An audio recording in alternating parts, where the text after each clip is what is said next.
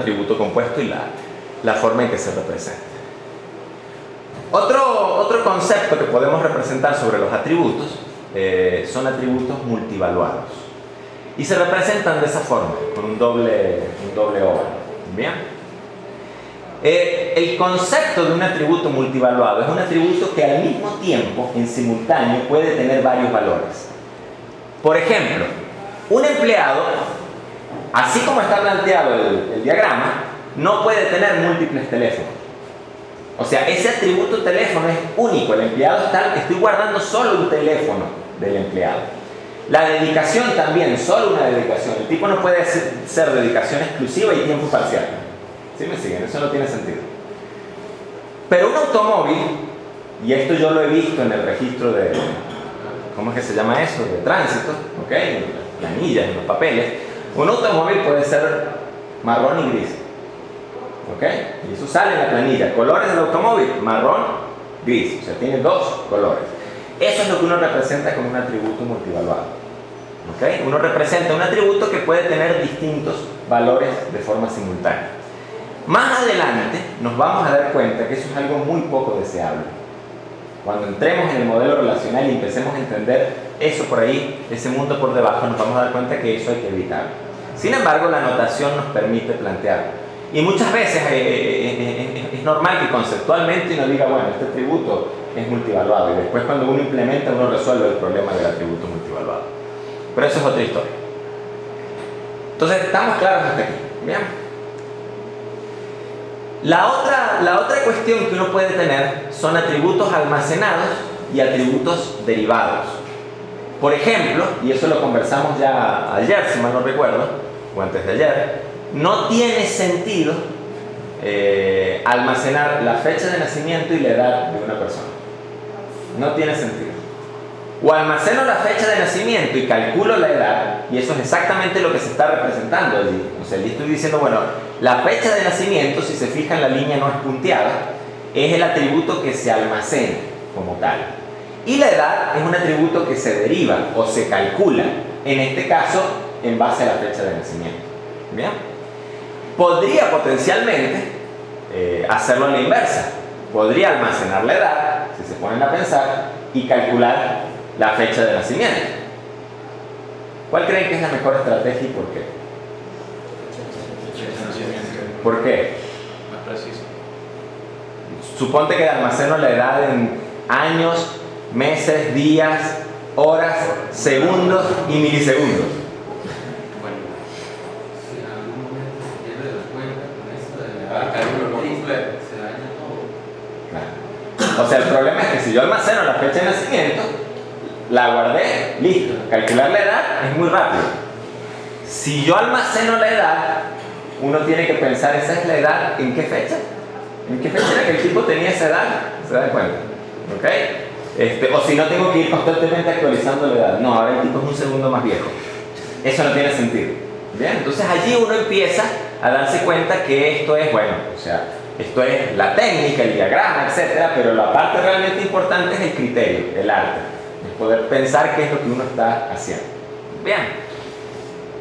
Entonces, bueno, esto es interesante en ese sentido, ¿no? Uno puede representar atributos que son derivados o calculados. ¿Okay? Ahora, fíjense en algo. Con estos elementos que hemos estado viendo hasta ahora, ¿okay? Podemos representar conceptos. O sea, podemos decir, si yo les pregunto, defínanme un tipo de entidad que me describa este computador, yo estoy seguro que lo podemos hacer muy fácilmente. A ver, un rectángulo que dice computador, ya tenemos el tipo de entidad. ¿Qué atributos tiene el computador?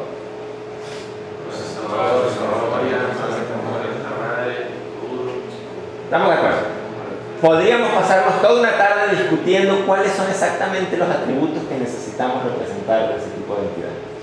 Si yo les digo que, no sé, definamos una entidad para representar, a ver, la facultad.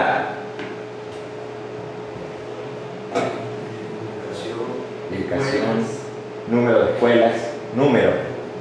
Fíjense que tenemos un problema, escuelas.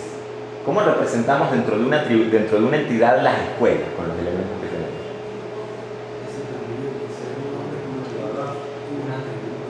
multivaluado, ¿verdad? Podría ser un atributo multivaluado, ¿ok? ¿Y los estudiantes? ¿Y los salones? ¿Se dan cuenta? Ese también podría ser un atributo multivaluado, pero esa entidad va a quedar compleja de manejar, porque vamos a tener realmente muchos atributos multivaluados. Además, yo pregunto algo, de la escuela, ¿qué información queremos? No es solo el nombre de la escuela, ¿se dan cuenta? De la escuela vamos a querer saber quién es el director de la escuela, el número de alumnos, qué materias dictan, ¿se dan cuenta? O sea, las entidades nos sirven para representar esos conceptos simples. La facultad, si pensamos solo en términos de la fecha en que se fundó, la dirección, no sé, qué sé yo, el tipo, o sea, si es de ingeniería o de lo que sea, el tipo de facultad, si pensamos en esos atributos simples, realmente es un simple y vulgar tipo de entidad, ahí no hay problema. Pero cuando empezamos a pensar en los demás conceptos asociados o relacionados a ese concepto inicial que escogimos representar, la facultad, nos damos cuenta que cuando uno piensa en términos de una escuela, la escuela también es una entidad, ¿sí? Un tipo de entidad. Y los salones, el salón como tal, es un tipo de entidad. Y los estudiantes, el estudiante es un tipo de entidad. Entonces yo puedo empezar a representar esos conceptos, es decir, a plantearlos como tipos de entidades aparte. Pero después uno agarra y se pregunta, solo con representar los conceptos, solo con representar esos conceptos, ¿será suficiente? Fíjense que empezamos a pensar o a darnos cuenta que hay relaciones entre los conceptos. O sea, podemos decir, bueno, una facultad tiene una cantidad de escuelas y una facultad tiene una cantidad de centros de investigación que son adscritos a la facultad y tiene una cantidad de institutos que también son adscritos a la facultad y tiene una cantidad de salones que son conceptos asociados. Y cuando uno piensa en términos de una escuela, uno dice, la escuela tiene ciertos departamentos. Y después uno puede ir más abajo y decir, un departamento tiene ciertos profesores. Y todos esos objetos, fíjense en algo, recuerden lo que decíamos del modelado de datos. ¿Recuerden que dijimos que un modelo de datos representa sustantivos, representa estructura estática? Fíjense que lo que hemos estado diciendo son sustantivos. Ahí no hay ni un solo verbo. Escuela, facultad, profesor, departamento, salón. Ahí no hay ninguna acción. No tengo una entidad inscribir. ¿Se dan cuenta? Eso representa acción. A lo mejor podría tener una entidad inscripción, que es otra cosa. ¿Okay? Eso es muy importante. Entonces, bueno, resulta que necesitamos una manera de relacionar esos conceptos que hemos ido definiendo. ¿Ok? Y para eso existen estos tres conceptos que son muy parecidos o son similares a los de entidad, conjunto de entidades y tipo de entidad, solo que se refieren a una estructura adicional que nos permite relacionar entidades. Entonces está la relación que representa una asociación particular, o sea, una instancia de asociación entre dos o más entidades. El conjunto de relaciones, que es la agrupación o colección de todas las relaciones que comparten un mismo tipo, hagan la analogía con el concepto anterior, y el tipo de relación, que es la descripción de una relación, su nombre y sus características, ¿vale? O sea, el equivalente al tipo de entidad. Quiero dejar grabado que aquí quizás quiero revisar el orden de estos elementos. Entonces uno puede empezar a plantear vínculos. Y fíjense lo que acabamos de decir, ¿no?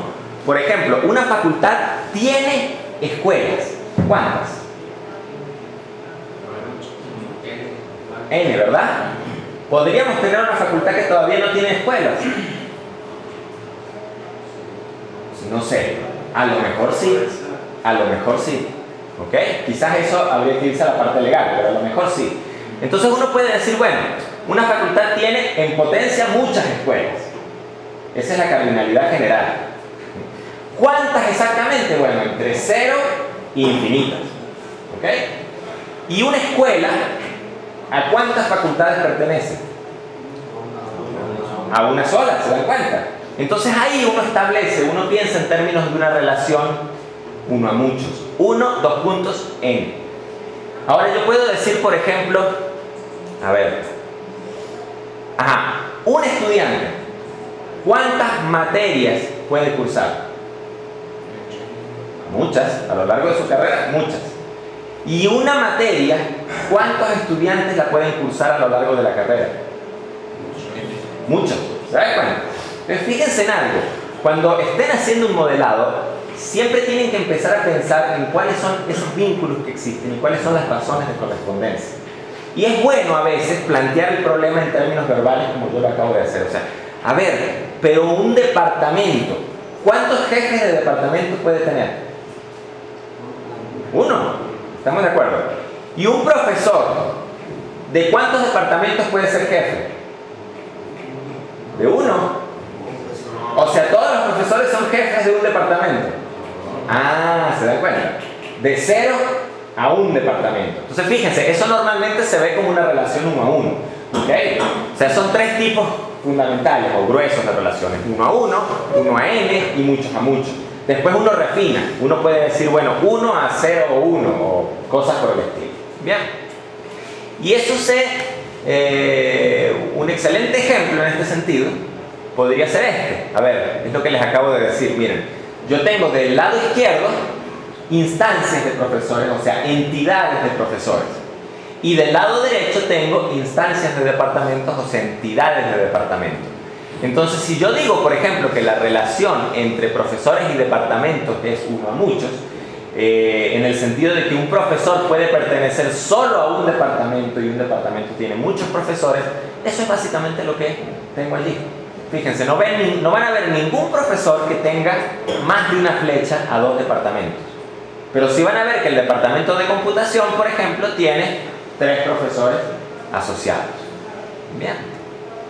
Un ejemplo de relación muchos a muchos, la que les dije, el de las materias. Si en este caso a la izquierda son profesores, un profesor puede dictar múltiples materias. Y una materia potencialmente, porque hay secciones distintas, puede ser dictada por múltiples profesores. En el fondo, el elemento de la... O sea, si introducimos el concepto de sección, aquí quizás complicamos un poco la cosa. La idea básica es esa. Y después no puede faltar el ejemplo jocoso. Las chicas y los chicos, pues se supone que una chica cuántos novios puede tener y un chico cuántas novias puede tener. En teoría debería ser 1 a 1, ¿vale? En la práctica sabemos que eso no siempre es así. Entonces ese es un ejemplo potencial de un vínculo o de una relación 1 a 1, ¿ok? Se podrían decir muchas más sutilezas, pero... ¿Y cómo representamos eso en el modelo de entidad-relación extendido? ¿Okay?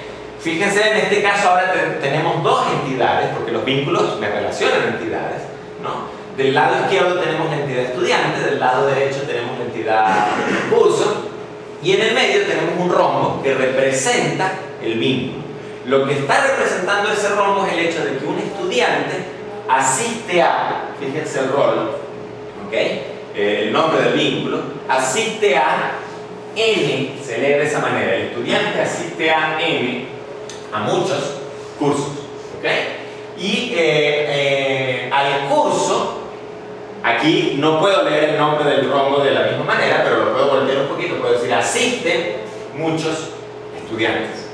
La convención dice que esto se lee de arriba abajo, de izquierda a derecha, pero les puedo asegurar que cuando el diagrama se complica, mantener la convención no siempre es trivial. Entonces estamos claros, ahí lo que estoy representando en el fondo es una relación N a N, una relación muchos a muchos.